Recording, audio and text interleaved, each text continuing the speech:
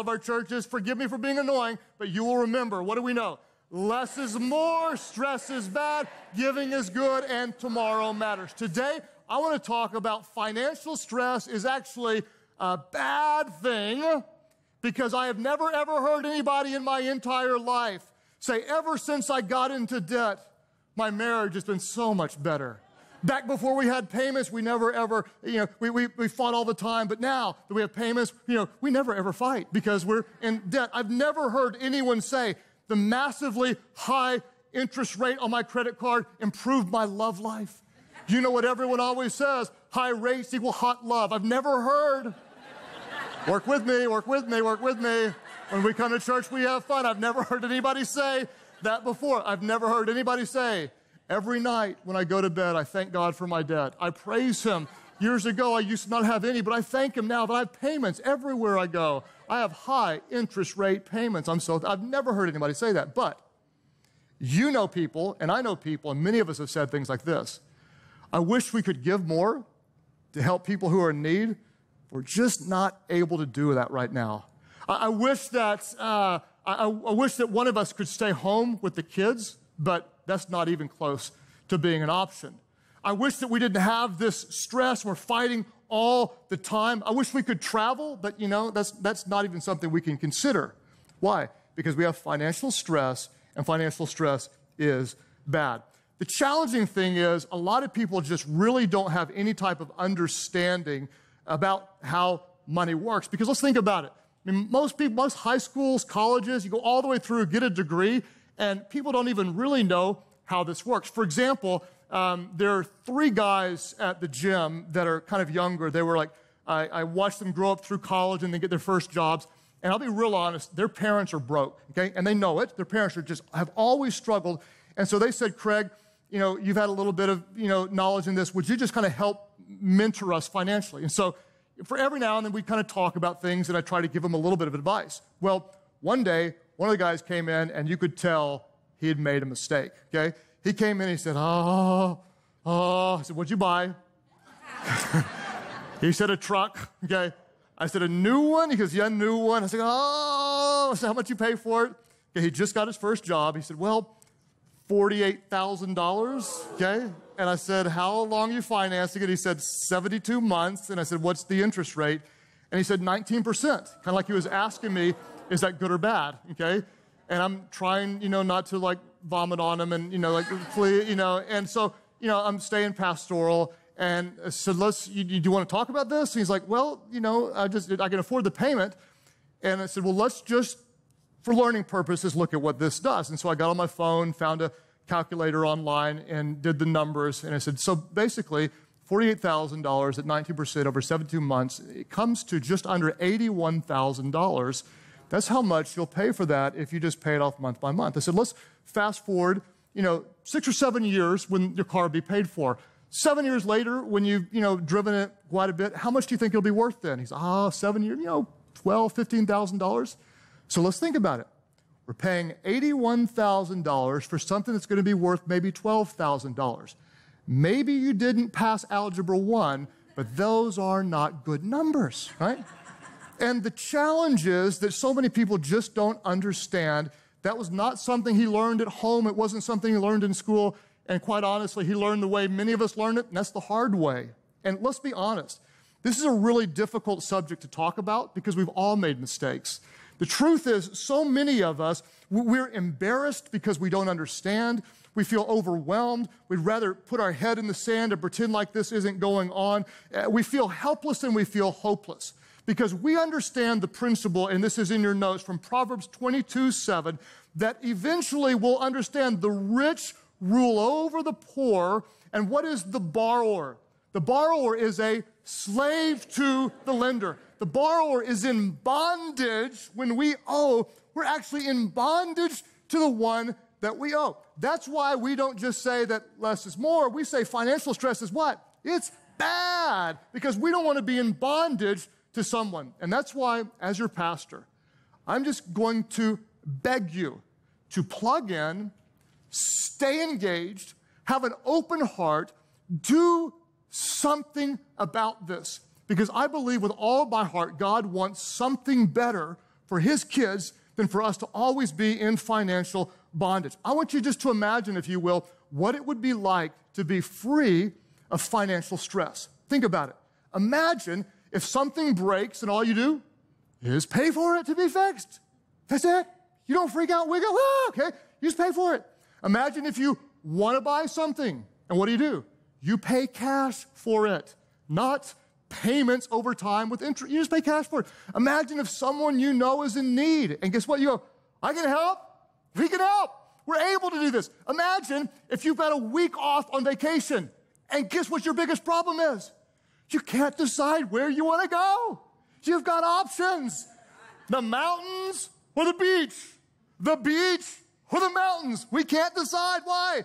Because you've got options. If the practical side of this doesn't motivate you, for those of you who are Jesus followers, I pray that the spiritual side will. Because Jesus is the one who said that if you're faithful with a little, he will trust you with much. That living with integrity in what God trusts us with is actually a way we can worship, serve, honor, and please God. So if the practical side of being free doesn't motivate you, if you're a Jesus follower, man, let the spiritual side, that what we do with what God trusts us with, it truly matters to God. If you're faithful with a little, he'll trust you with so much more. So I really hope and I pray that every single one of you, you want something different and you want something better. Why? Because less is more, stress is bad, giving is good, and tomorrow matters. So instead of just talking practical or financial, I want to talk spiritual. Because when our heart is aligned to God spiritually, it's so much easier to do things right in the natural world. And so I want to bring some prayers to our pursuit of the debt-free life. Let me give you 3 prayers today that I hope will become a part of just your relationship with God and honoring him with managing what he trusts to us. The first prayer is this: God, give me self-control. All of our churches, let's say it aloud. God, give me self-control. Now say it with a smile, believing he'll do it. God, give us self-control. Why is this so important? Proverbs 25:28 tells us this: like a city whose walls are broken down is a person who lacks what? Who lacks self-control. If you're a city without protective walls, guess what you are? You are massively and completely vulnerable. You're vulnerable to the lies, vulnerable to the attacks, vulnerable to worldliness. You're vulnerable if the walls are broken down without self-control. Now, the problem is that all of us, living inside of us, we have a 2-year-old little kid. And you know the kid I'm talking about. Some of you, it's your kid right now, okay? We've all seen that kid in the grocery store that wants a toy or a candy bar. And what does a 2-year-old kid do? Like, what does he do? I want it! I want it! Yeah! It's a 2-year-old little kid. You need to lock that kid up. Discipline that little kid inside of you and don't let that little kid, God, give my 2-year-old little kid self-control. Okay? Give me self-control. Ladies, if I can pick on you for a moment, every time you walk by a clearance rack, I'm meddling with it. I'm meddling. Give me self-control, God. Give me self-control. Because ladies, you know you're vulnerable to whatever's on sale. And then you come home and try to convince somebody how much money you saved. You know you do it because you bought the stupid little trinket on sale and you got the bracelet that was on sale and you needed the outfit to match. Ladies, nickel and dime, nickel and dime, nickel and dime. You sink the ship. God, give you self-control. Men, you're not like that at all. You just blow the ship up all at once. That's the way you do it, man. I bought a boat. I bought a boat. I bought a boat with twin Sea-Doos and a truck to pull it with. Now all we need is a lake house. Right? Guys, you do it all at once, all right? God, give me self-control. God, give me self-control. God, give me self-control. God, give me self-control. My life does not consist of the abundance of stuff. Give me self-control. In fact, years ago, I'll kind of tell you a little bit of our story. When Amy and I were pursuing the debt-free life of paying off our house, we were in our early 20s and married young, And we lived under what we called a spending freeze. And Amy is here, and she'll tell you all day long this is what we did. But we paid the gas bill. We ate ramen noodles. We paid, insurance, and we didn't pay for anything else. It was a spending freeze, and like we were crazy.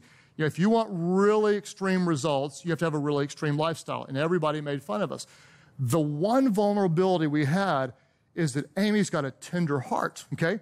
And at the time, I was an associate pastor at First United Methodist Church, and our big weak spot was financially all these kids selling fundraiser stuff. You've seen them. They're selling wrapping paper. They're selling gift cards. They're selling all, cookie dough, all this kind of stuff. And Amy had like nickel and like $18 here and $25 here and $28. Like, you cannot do this. And so I told her, you have to. We were on a spending freeze. You cannot say yes to that kind of stuff. And it was really difficult for her. But finally, she said, "All right." Well, one evening we're sitting in the living room and someone knocks on the door. She goes to get the door, and there's the most obnoxiously cute, adorable little kid you've ever seen.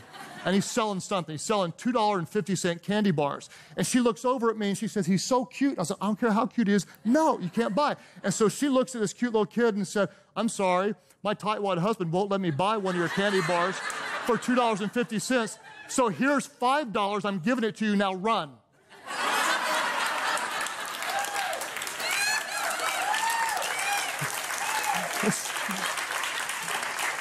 So I chased the kid down and got my 2 candy bars for that $5. Everybody say, "God, give me self-control." Give me self-control. You got to get that little kid under control. What we're going to do is this. We're going to learn to say no. Everybody say no. We're going to learn to say no. Everybody say no. We're going to learn to say no for a little while. Why? So we can say yes for the rest of our lives. Let me say it again. Some of you, this is it. This is all you need. You came for it, and this is what you need. We're going to learn the discipline, and we're going to say no for a little while so we can say yes for the rest of our lives. And I don't know how this will play out for you, but it will somewhere. I mean, you might like to get your nails done, every week or whatever. So we're going to say no to getting our nails done. I know I'm meddling and all this kind of stuff. But ladies, you get your nails done for other ladies anyway. Guys don't care. Just need to tell you that, right? You know it. I've never heard a guy go, "Dude, did you see the set of nails on that babe? Woo, woo, woo! I want some of those nails." You never heard that? You think they're real? Or they fake? Yeah, never heard that. Never heard that, right? So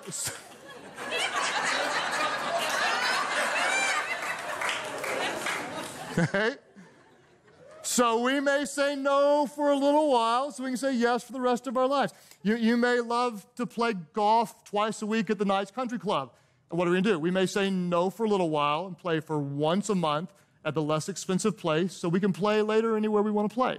We may say no to $5 coffee for a little while, say yes to grocery store brand for a little while, then one day you can drink whatever kind of coffee you want, okay? Your 12-year-old's demanding an iPhone. I know where many of you live, it's considered child abuse not to give an iPhone to your 12-year-old, okay? But we may say no for a little while so we can say yes for the rest of our lives. You may want a brand new car with brand new smell. We may say no for a little while and drive the older one so we can say yes for the rest of our lives. God, give me self-control.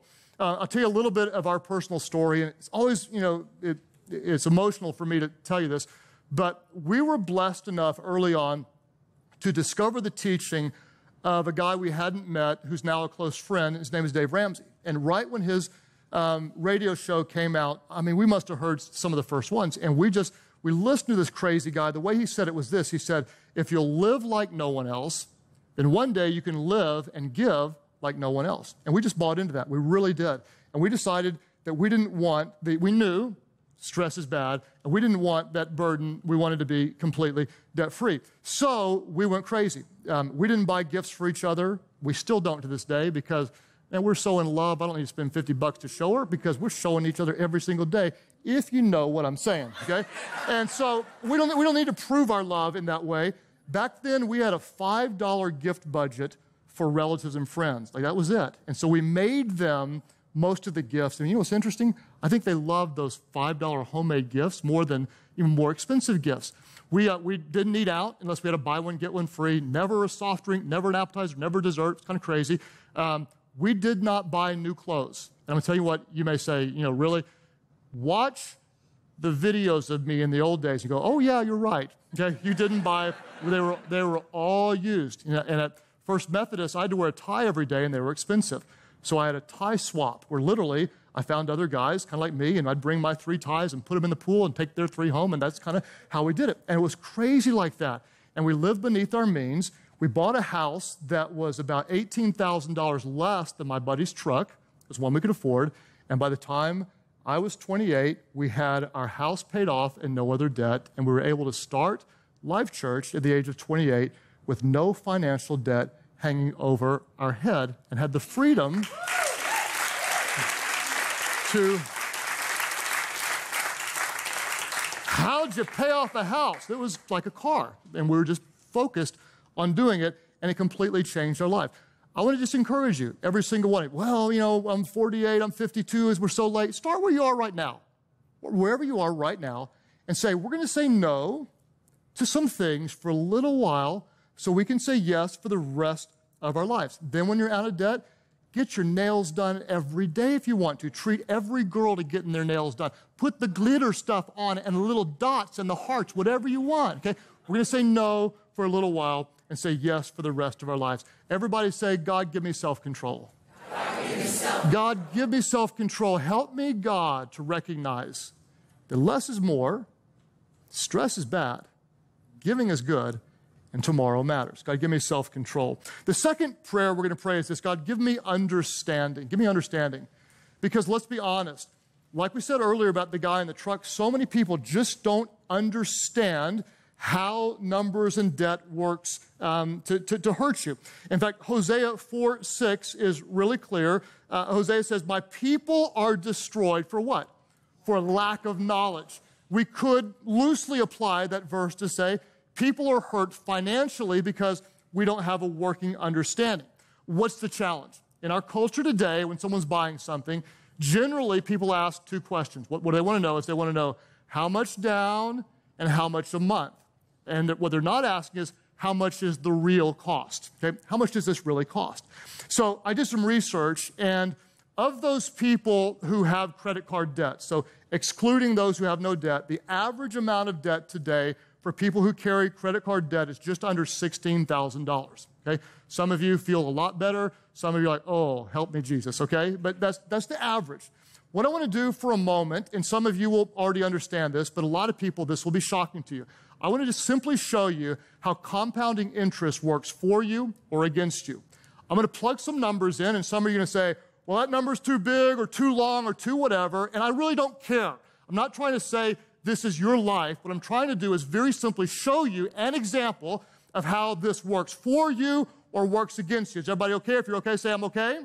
That's what I'm going to do. So based on kind of these numbers, if you owe $16,000 and you pay $250 a month at 19% interest, it's going to take you 40 years to pay off. How much interest do you think you will pay on that $16,000? The answer is about, these numbers are rounded, they're all rounded, but they're very close. You'll pay about $105,000 in interest. Some of you, your mouth just hit the floor. Pick it back up. This is understanding. This is how it works against you. Let's move on. If, let's say, you didn't have that debt, but instead you actually had $16,000. Maybe a stretch to imagine, but imagine you did. Imagine if you invested that today and didn't add anything to it, and you were able to get 12% interest on that for 40 years. Do you realize that one little investment with nothing else would equal $1.5 million? $1.5 million. Do you think your life would be different if you didn't charge your coffee on your credit card and all that kind of stuff? Okay, one more thing. If you took that $16,000, and now since you don't have a credit card payment of $250, you actually added to it every single month, and you added and invested $250 a month at 12% interest over 40 years, just $250 a month and $16,000. At that amount of time, you'll amass over $4 million to your name. And that is how compounding interest works for you or works against you. God, give me self-control. God, give me understanding, because there's so much that I don't know yet, and I want to learn so I can honor you with what you trust me with. And then number 3, our prayer is this: God, give me a plan. Give me a plan. Everybody say, God, give me self-control. God, give me self-control. Give me understanding. Say, give me understanding. And God, give me a plan. Give me a plan. Proverbs 21:5 says the what? Everybody say it. The plans of the diligent. What does it lead to? The plans of the diligent leads to profit, as surely as haste leads to poverty. The plans of the faithful, the diligent, it leads to profit. You do better. You get ahead. As surely as haste leads to poverty. Somebody asked me, well, what does haste mean? Well, the Hebrew word translated as haste means I felt sad and went shopping. I'm just joking. But anyway, it's retail therapy, right? It's not having a plan what will lead to poverty. Here's what we need to recognize, and don't miss this. You can wander into debt, but you never wander out of debt. You can stumble into debt, but you never stumble out of debt. You can mistake your way into debt, but you never mistake your way out of debt. And that's why we need a plan. And this is spiritual. It is scriptural. The plans of the diligent lead to profit. I talked this week to one of the longest-term kind of members of Life Church, Keith and Karen. They're a couple of the most amazing people. And years ago, they started on a journey and went through financial peace. And then they actually started teaching it. Keith was a school teacher and loved teaching school. And they wanted to have kids, and they tried to have kids, but they were unable to conceive. And the doctor said, well, you're not going to have kids. And so they prayed about it, and they were blessed to adopt a son. And then they were blessed with an international adoption of a daughter. And then, surprise, surprise, guess what happened? They conceived, and boom, they had 3 children, okay? And international adoption is expensive. All adoption is expensive, and they're trying to get out of debt. So they're in this massive, crazy time. Well, Keith started a side business, and he would do taxes for people. And then he started in kind of an eBay business where he'd buy certain, like, kind of rare things in garage sales and then sell them, into real specific markets. And so he made some extra income. These crazy people recognize less is more. Financial stress is bad. They were tithing the whole time, and they were recognizing tomorrow matters, doing the right thing today. Listen to me. In less than 5 years, on a single income as a teacher, they paid off all their debt, including their mortgage. Including their mortgage. You can clap if you want to, because that's pretty impressive, okay?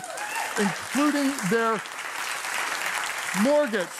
Now, they were not living in a mansion, but their house was paid off. Better is one handful with tranquility than a big old house with financial stress. And so what did they do when they were debt-free? Well, they continued to tithe, and then they started giving generous offerings to help other people adopt because they had such a heart for adoption. And guess what? Because they weren't financially stressed, you know what they could do? They adopted a 4th child. And Keith's wife, Karen, continues to stay at home because she loves to raise the kids. And guess what Keith does? He continues to teach. Why? Not the highest paying job, but it's what he was created to do. He loves it with all his heart, and he's able to make a difference in the lives of students. Why? Because they're not stressed out financially. The borrower is a slave to the lender. And guess what? They're no longer a slave to anybody. They're completely, 100% debt-free. So, what are we going to do? What are we going to do? We're going to say no for a little while so we can say yes for the rest of our lives. This is spiritual. God, give us the wisdom to have self-control. Give us understanding. And God, give us a plan.